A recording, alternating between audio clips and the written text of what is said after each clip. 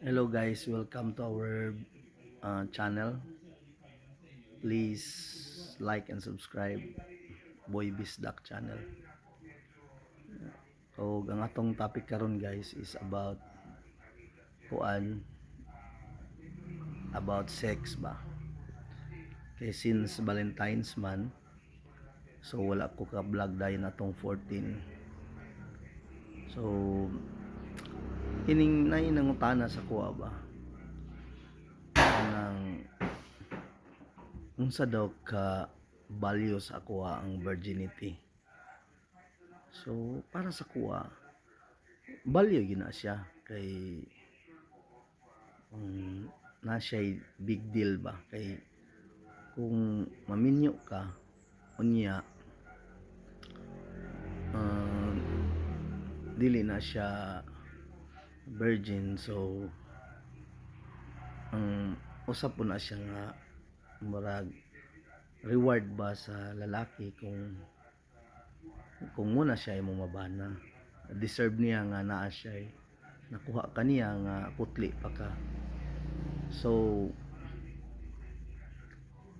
kana man good no, dili tanan babae na nahatag nila silang bana, ang uban naminyo pero dili na sila virgin. So at least man lang mapil sa imuhang bana nga kung ikaw pa lang may balik pa lang ako ang panahon, ikaw gid unta dapat ani. Pero kay ulahin naman ka, so dili na ako mahatag. Pero kung ikaw at least i-feel comfort nimo imong husband kay kuan mo na siya good kana nga mga butang naga ni giingon no nga do not accept when the shield is broken. So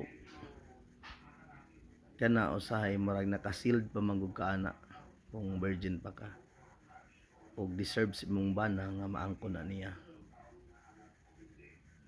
O karon no kay gina discuss karon no about sa mga early pregnancy. Daghan kayo rin nga buntis na mga 14 years old, 12 years old because of nang mag-use og mga gadget ba nga dili mabantayan sa ginikanan. Unya nay mga panukala sa DepEd nga itudlo na daw daan ang ang about sex sa mga bata pa. So para sa kuha murag na ilang ko na itudlo na kay murag naghatag ta og curiosity sa mga bata at their early age na makabalo sila ng mga butang. Pero kung magtudlo manggaling ulion ng mga maestro na sensitive about ana nga mga butang. Kay kung sa Bisaya pa moingon ka og bastos nga term, kung ikaw maestro niya ginabulgar nimo ang pag-pronounce. So dapat di ka mingog sex or sa Bisaya na bastos kay pronoun. Moingon ka na pakighilawas, so naay tama nga term isulti sa mga maestro.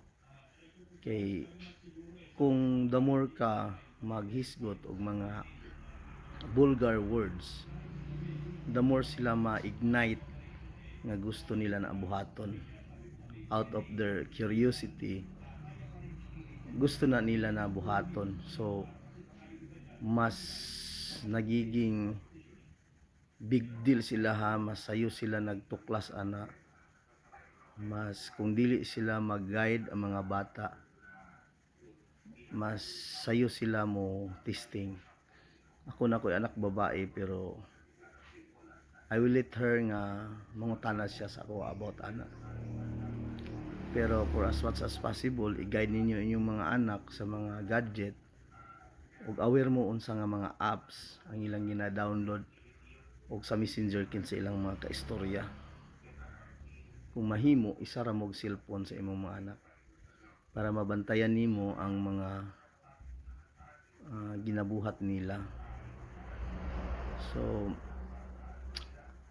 mo lang to akong ika-suggest no nga kung ang naman gani nay panukala sa Department of Education dapat mm, dili sila mo gamit og mga vulgar words during sa discussion,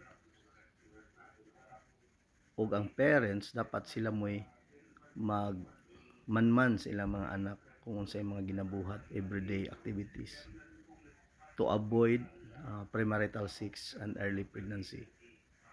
So mao lang to akong vlog no. Hope na namon pud may mga ideas. Hope nga nakahatag pud ko sa insight nga mas padako pa or ma-enlarge or broaden ang atong understanding about sa early pregnancy and premarital sex. Mao lang to, bye bye. Boy Bisdak Vlog.